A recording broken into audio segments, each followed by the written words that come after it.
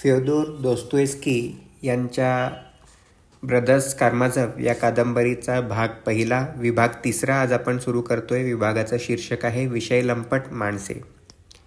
प्रकरण पहिले. प्रकरणाचे शीर्षक आहे नोकरांच्या बिऱ्हाडात. कारामाझोव कुटुंबाचे घर शहराच्या मध्यभागी नव्हते, तर शहराच्या बाहेरही नव्हते. ते दुमजली छान दिसणारे जुने घर होते. त्याला करडा रंग दिला होता आणि त्यावर लाल रंगाचे पत्र्यांचे छप्पर होते. घर चांगले प्रशस्त आणि सुखसोयींचे होते व अजून बरेच वर्ष टिकण्याजोगे होते. घरात अपेक्षाही असणार नाही अशा प्रकारची लहान लहान कपाटे, छोट्या खोल्या आणि जिने होते. घरात उंदीर होते, पण फ्योदोर पावलोविचला त्यांची अगदीच नावड होती असे नाही. संध्याकाळच्या वेळेला एकटंच राहिलं तर अगदी एकाकी वाटायला नको, तो म्हणायचा. रात्रीच्या वेळी सर्व नोकरांना त्याने घरात पाठवून द्यायचे आणि स्वतःला एकट्याला कोंडवून घ्यायचे असा त्याचा खाक्या होता. नोकरांचे घर म्हणजे प्रशस्त आणि भक्कम अशी अंगणात बांधलेली इमारत होती. फ्योदोर पावलोविच स्वयंपाक तिथे करवून घेई. मुख्य घरात स्वयंपाकघर होते, पण स्वयंपाकाचा वास त्याला आवडत नसे आणि उन्हाळा असो हिवाळा असो ताटे अंगणातून मुख्य घरी नेली जात. हे घर मोठ्या कुटुंबाकरता म्हणून बांधलेले होते. आज असलेल्या माणसांच्या 5 पट माणसांचा आणि त्याच्या नोकर चाकरांचा समावेश होण्याइतकी जागा त्यात होती. पण आमच्या कथेच्या वेळी त्या घरात फ्योदोर पावलोविच आणि त्याचा मुलगा इवान यांच्याखेरीज कोणी राहत नव्हते आणि बाहेरच्या घरात फक्त 3 नोकर होते. म्हातारा ग्रेगरी, त्याची बायको मार्फा आणि स्मिद्यार्कफ नावाचा तरुण मनुष्य. या तिघांसंबंधी काही सांगणे आवश्यक आहे. म्हाताऱ्या ग्रेगरीबद्दल आम्ही अगोदरच थोडेफार सांगितले आहे. तो पक्क्या आणि निश्चयी स्वभावाचा होता. जर का एकदा त्याच्या मनाने अमुक एक गोष्ट कोणत्याही कारणाने, आणि ही कारणं पुष्कळ वेळा अगदी तर्काला न पटणारी असत, त्रिकाला बाधितपणे बरोबर आहे असे घेतलेले असले की तो ती आंधळेपणानं आणि हट्टानं करणारच. तो इमानी आणि लाचलुचपतीला बळी न पडणारा होता. त्याची बायको मार्फा इग्नातियोव्ना जन्मभर निमूटपणे आपल्या नवऱ्याच्या इच्छेनुसार वागत आली होती. ती सुद्धा भूदासांची मुक्तता झाल्यानंतर ती जाम खनपटीस बसली होती. फ्योदोर पावलोविचची नोकरी सोडून आपण साठवलेल्या आपल्या लहानशा रकमेत मॉस्कोला एक छोटेसे दुकान काढावे असे तिच्या मनाने घेतले होते. पण ग्रिगरीने कायमचा निर्णय घेतला होता की ही बया काहीतरी बघते आहे, कारण बाई तेवढी बेईमानी. आपण जुन्या धन्याला तो कसाही असला तरी सोडता कामा नये, कारण आता ते आपलं कर्तव्य आहे. कर्तव्य म्हणजे काय माहीत आहे तुला? त्याने मार्फा इग्नातियोव्नाला विचारले. कर्तव्यांचा अर्थ मला चांगला माहीत आहे हो, ग्रेगरी वॅसिलेविच. पण आपण इथं राहणं आहे हे आपलं कर्तव्य कसं हे मात्र तिला कधी समजेल असं नाही, मार्फाने ठामपणे उत्तर दिलं. बरं आहे, न समजू दे तुला, पण आपण इथंच राहायचं. तू आपली जीव आवर. आणि त्याप्रमाणे झाली. ती दोघंही निघून गेली नाहीत. फ्योदोर पावलोविचने त्यांना पगार म्हणून लहानशी रक्कम देण्याचे आश्वासन दिले आणि ते तो नियमितपणे देत राहिला. ग्रेगरीला हेही माहीत होते की आपले धन्यावर निर्विवाद वजन आहे. ते खरेच होते आणि याची त्याला जाणीव होती. फ्योदोर पावलोविच हा हट्टी आणि धूर्त विदूषक होता खरा, पण जरी त्याची इच्छाशक्ती जीवनाच्या काही व्यवहारांच्या बाबतीत, हे त्याचे शब्द आहेत, चांगली खंबीर होती, तरी इतर काही अडचणींना तोंड देण्यास आपण दुबळे आहो असे त्याला आढळून येई. पण स्वतःचे दोष माहीत होते आणि त्याची त्याला भीती वाटे. असे काही प्रसंग असतात की ज्यावेळी माणसाला बरोबर बारीक नजर ठेवावी लागते आणि विश्वासू माणूस जवळ असल्याशिवाय ही गोष्ट सोपी नसते. या दृष्टीने ग्रिगरी हा अत्यंत विश्वासू मनुष्य होता. फ्योदोर पावलोविच आपल्या आयुष्यात अनेक वेळा चांगला खरपूस मार मिळाल्या वाचून बचावला होता तो केवळ ग्रिगरीच्या मध्यस्थीमुळेच, आणि त्या प्रत्येक वेळी त्या जुन्या नोकराने त्याला चांगलेच सुनावलेले होते. पण फ्योदोर पावलोविचला भय वाटत होते ते फक्त माराचेच नव्हे, त्याहूनही गंभीर, अतिशय नाजूक आणि गुंतागुंतीचे असे प्रसंग यायचे की जेव्हा फ्योदोर पावलोविचला कोणीतरी इमानदार आणि निष्ठा असलेले मनुष्य जवळ असावे अशी तीव्र गरज लागायची. आणि असे प्रसंग कधीकधी अचानक त्याच्यावर ओढवायचे. ते कसे याचे स्पष्टीकरण करणे त्याला शक्य झाले नसते. ती एक प्रकारची विकृत अवस्थाच असायची. कामवासनेच्या बाबतीत भ्रष्ट आणि पुष्कळ वेळा एखाद्या अपायकारक किड्यासारखा क्रूर असा असलेला फ्योदोर पावलोविच हा काही वेळी दारूच्या धुंदीत अगदी भ्रामक समजुतींच्या भयाने आणि नैतिक भावनेच्या क्षोभाने दडपून जाई. ती धडकी आणि तो क्षोभ जणू प्रत्यक्ष रूपाने त्याच्या पुढे उभे राहत. अशा वेळी माझा जीव घशात अगदी लकलक करतो असे तो म्हणे. अशा वेळी कोणी मजबूत इमानी माणूस जो सद्गुणी आहे, आपल्यापेक्षा वेगळा आहे, ज्याने आपली सारी व्यभिचाराची कृत्ये पाहिली आहेत आणि ज्याला आपली सारी रहस्ये माहीत आहेत, पण जो केवळ आपल्या भक्तीमुळे या सर्व गोष्टींकडे दुर्लक्ष करायला तयार आहे, आपल्याला विरोध करण्याकरिता नव्हे, सर्वात महत्त्वाचे आपली निर्भत्सना करण्याकरता किंवा इहलोकीच्या किंवा परलोकीच्या कशाची तरी भीती दाखवण्याकरता नव्हे, तर नड पडेल त्यावेळी आपले रक्षण करण्याकरता आपल्या अगदी जवळ खोलीत नसता तरी बाहेरच्या घरात आहे एवढीच जाणीव त्याला बरं वाटे. आपलं रक्षण होय, पण कुणापासून? कोणीतरी अज्ञात पण भयानक आणि घातक आहे त्याच्यापासून. त्याला गरज वाटे ती दुसरा कोणी मनुष्य, जुना व कसाला उतरलेला मित्र, आपल्या दुर्बल अवस्थेच्या वेळी नुसतं त्याच्या चेहऱ्याकडे पाहण्यासाठी म्हणा किंवा काही अगदी असंबद्ध शब्दांची देवाणघेवाण करण्यासाठी म्हणा, ज्याला आपल्याला बोलावता येईल असे कोणीतरी आहे एवढी जाणीव असलेले त्याला पुरे.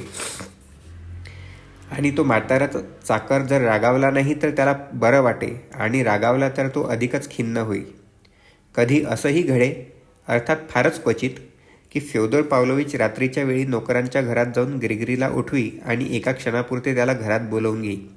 म्हातारा आला म्हणजे फ्योदर पावलोविच त्याच्याशी कसल्या तरी यक्कश्चित गोष्टीविषयी बोलू लागे आणि थोड्याच वेळात त्याला जा म्हणून सांगे. केव्हा केव्हा त्याची थट्टाही करी. तो गेल्यानंतर फ्योदर पावलोविच एक शिवी हसडून अंथरुणावर जाऊन पडे आणि त्याला एखाद्या सज्जनाच्या झोपेसारखीच गाढ झोप येई. अशाच सारखे काहीतरी त्याला आलोशा आला त्यावेळी झाले होते. त्याच्यासोबत राहिला, सर्व काही पाहिलं, तरी दोष मुळीच लावला नाही. या वागणुकीने आलोशाने त्याचे हृदय भेदून टाकले. विशेष म्हणजे आलोशाने आपल्याबरोबर असे काहीतरी आणले होते की जे त्याच्या बापाला पूर्वी कधीच मिळाले नव्हते. ते म्हणजे त्याच्याविषयी तिरस्काराचा पूर्ण अभाव आणि अविचल ममता. त्याची तशी पात्रताही नसताना त्या वृद्ध माणसाविषयी पूर्णपणे स्वाभाविक असा निष्कपट भक्तिभाव. त्या दुराचारी म्हाताऱ्याला हे सारे आश्चर्यकारक होते, कारण त्याने आपले कौटुंबिक बंध सर्व तोडून टाकले होते. त्याने आतापर्यंत दुष्कृत्यांवाचून कशावरही प्रेम केले नव्हते. त्याला हा नवा आणि आश्चर्यकारक अनुभव होता. आलोशा जेव्हा त्याला सोडून गेला तेव्हा आपल्या मनाशी त्यानेच कबूल केले की आपण आजपर्यंत शिकायला तयार नव्हतो, असे काही शिकलो आहोत. मी पूर्वीच सांगितले आहे की ग्रेगरीने फ्योदर पावलोविचची पहिली बायको आणि दमित्रीची आई ॲदेलेदा इवानोव्ना हिचा तिटकारा केला होता, आणि उलट गरीब बापड्या माथेपिरू सोफिया इवानोव्नाचे आपल्या धन्यापासून आणि जो कोणी तिच्यासंबंधी वाईट तुच्छतेने बोलण्याची हिंमत करी त्याच्यापासून रक्षण केले. त्या दुर्दैवी बायकोबद्दल त्याला वाटणारी सहानुभूती त्याला एक पवित्र वस्तूच झालेली होती. त्यामुळे आता 20 वर्षांनंतरसुद्धा कोणी तिच्याबद्दल तुच्छतेचा उल्लेख केलेला त्याला खपत नसे. तसा उल्लेख करणाऱ्याला तो बोले ते तोलून मापून आणि उथळपणा सोडून. आपल्या गरीब आज्ञाधारक बायकोवर त्याचे प्रेम होते त्याची तिला जाणीव होती. आपल्या गरीब आज्ञाधारक बायकोवर त्याचे प्रेम होते आणि त्याची तिला जाणीव होती. मार्फा इग्नातिएव्ना ही बेअक्ली मुळीच नव्हती. ती कदाचित नव्हे, खरोखरच तिच्या नवऱ्यापेक्षा जास्त हुशार, निदान सांसारिक बाबतीत तरी त्याच्यापेक्षा जास्त शहाणी होती. आणि तरी तिचे लग्न झाल्या दिवसापासून हू की चू न करता ती त्याचे मानित आली होती. त्याच्या आध्यात्मिक वरचढपणाबद्दल ती आदर बाळगीत आली होती. त्यांच्या आयुष्यक्रमात ती दोघं एकमेकांशी इतके कमी कसे बोलत हे एक आश्चर्य होते. बोलत ते फक्त अगदी अकत्याच्या रोजच्या कामाबाबत. धीर गंभीर ग्रिगरी आपल्या साऱ्या चिंतांचा आणि कर्तव्यांचा एकटाच विचार करी. त्यामुळे त्याला आपला सल्ला घेण्याची गरज वाटत नाही हे ओळखून ठेवण्याचा मार्फाला फार दिवसापासून सराव झालेला होता. तिला वाटे की आपला नवरा आपल्या मौनाला मान देतो आणि ती आपल्या समंजसपणाची खूणच आहे अशी तिची समजूत होती. त्याने तिच्यावर एकदा सोडून पुढे कधीही हात टाकला नव्हता, आणि टाकला होता तो सुद्धा अगदीच थोडा. फ्योदर पावलोविचचे ॲदेलेदा इवानोव्नाशी लग्न झाले त्या वर्षी त्या गावातल्या मुलींना आणि बायकांना नाचायला गायला घरापुढे एकत्र बोलावण्यात आले होते. ती माणसे भूदास होती त्यावेळची ही गोष्ट. त्यांनी हिरव्यागार कुरणामध्ये गायला सुरुवात केली आणि त्याचवेळी भर ज्वानीत असलेली मार्फा एकदम पुढे आली आणि रशियन पद्धतीचा नाच केला. खेडवळासारखा नव्हे, तर ती म्युझो कुटुंबात चाकरीला होती त्यावेळी त्यांच्या खाजगी नाट्यगृहात जशी नाचली होती तसा. तिथे नटांना मॉस्कोच्या नृत्य शिक्षकाकडून नाचाचे शिक्षण दिले जात असे. आपली बायको कशी नाचली हे ग्रिगरीने बघितले, आणि 1 तासाने घरी त्यांच्या झोपडीत त्याने तिला तिच्या केसांना किंचित हिचडा देऊन धडा शिकवला. पण तिथेच ते संपले. त्याने पुन्हा कधी तिला मारले नाही आणि मार्फा इग्नातियोवनाने नाचणं पण सोडून दिले. ईश्वराने या दंपतीला संतती सुख दिले नाही. एक मूल झाले होते, पण ते गेले. ग्रिगरीला मुलांविषयी भारी प्रेम होते आणि ते दाखवायची त्याला लाज वाटायची नाही. ॲदेलिदा इवानोव्ना जेव्हा पळून गेली तेव्हा ग्रिगरीने 3 वर्षाच्या दमित्रीचा ताबा घेतला. तो त्याचे केस विंचरी, टबात त्याला लहान आपल्या हातांनी आंघोळ घाली आणि अशा रीतीने 1 वर्षभर त्याने त्याचे लालन पालन केले. त्यानंतर त्याने इवान व आल्योशा यांना देखील सांभाळले. त्याकरिता सेनाधिकाऱ्याच्या त्या विधवाबाईची बक्षिसादाखल थप्पड खाल्ली. पण या संबंधाने मी पूर्वी सर्व सांगितले आहे. त्याच्या स्वतःच्या मुलाने त्याला जो आनंद फक्त जन्माला येण्यापूर्वी त्याच्या संबंधीच्या विचाराने दिला, ते जेव्हा जन्माला आले तेव्हा दुःखाने अन भयाने तो दडपूनच गेला. त्या मुलाला 6 बोटे होती. यामुळे ग्रिगरी इतका खचून गेला की तो नाव ठेवण्याच्या दिवसापर्यंत गप्प राहिला. इतकेच नव्हे तर दूर बागेतच राहू लागला. तो वसंत ऋतू होता आणि त्याने 3 दिवस परसातील बागेची जमीन उकरण्यात घालवले. 3रा दिवस मुलाचे नाव ठेवण्याचा म्हणून ठरला होता. झोपडीत पाद्री जमले होते. पाहुणे मंडळी आली होती. त्यात फ्योदर पावलोविचही होता. तो मुलाला धर्मपिता म्हणून राहणार होता.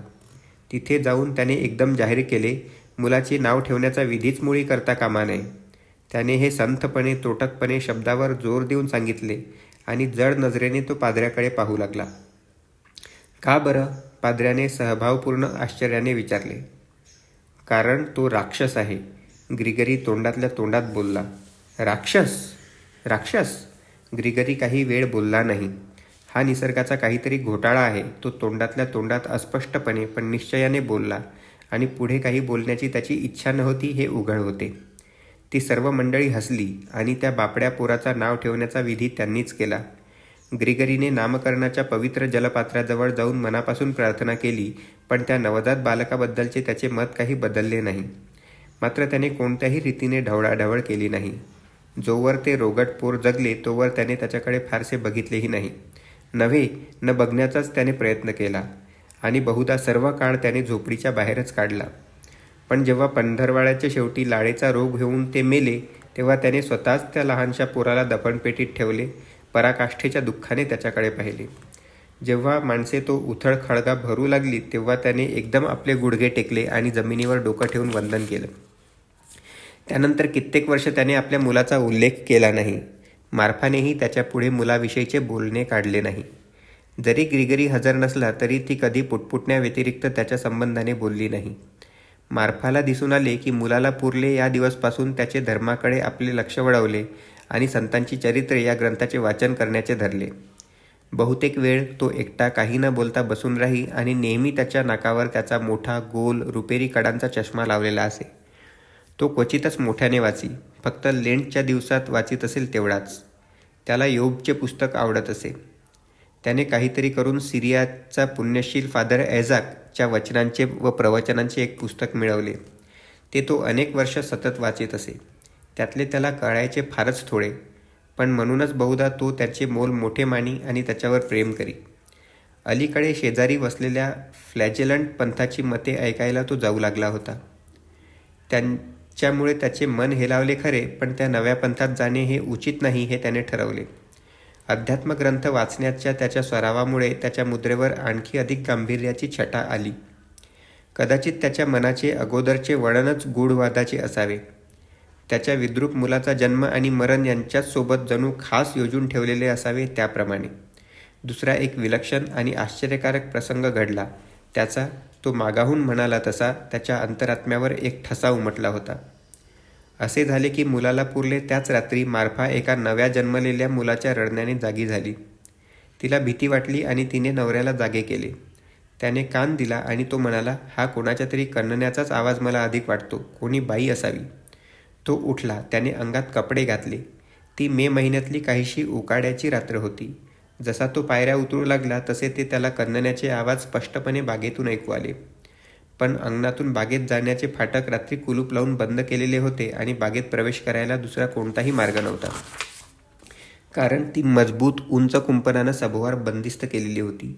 पण घरात जाऊन ग्रिगरीने कंदील लावला, बागेची किल्ली घेतली आणि आपल्या बायकोच्या विकृत भीतीकडे लक्ष न देता तो मुकाट्याने बागेत गेला. तिच्या मनाने अजूनही घेतले होते की मूलच रडत आहे आणि हे आपलेच मूल रडते आहे, आपल्याला हाक मारीत आहे. तिथे त्याला एकदम ऐकू आले की हे कण्णण्याचे आवाज बागेच्या दाराजवळ असलेल्या न्हाणी घरातून येत आहेत आणि ते एका स्त्रीचे आहेत. न्हाणी घराचे दार उघडताच त्याला जे दृश्य दिसले त्याने तर तो थिजूनच गेला. एक वेडसर मुलगी जी रस्त्यावरून भटकत फिरत असे आणि साऱ्या शहराला जी जिजावेता स्मिर्द्याश्चया या टोपण नावाने माहीत होती, ती त्या न्हाणी घरात गेली होती आणि नुकतीच बाळंत झाली होती. ती शेवटचे काही क्षण मोजीत होती आणि मूल तिच्याच बाजूला पडलेले होते. ती काही बोलली नाही कारण तिला मुळी बोलताच येत नव्हते, पण तिच्या कथेकरिता एक स्वतंत्र प्रकरणच लिहावे लागेल. प्रकरण समाप्त.